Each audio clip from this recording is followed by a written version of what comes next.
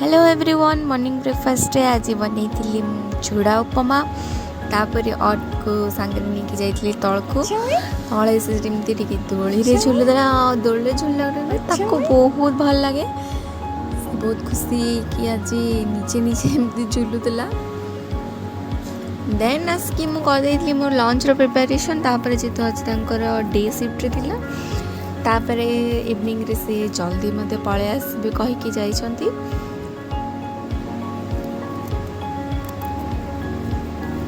evening रे आसला परे आमे बाहरी पड़ीथिलु आज मूवी देखिबा को आ लास्ट सिनेमा रे जाके पहुंचीथिलु आ सेठी पड़ीथिला फाइटर मूवी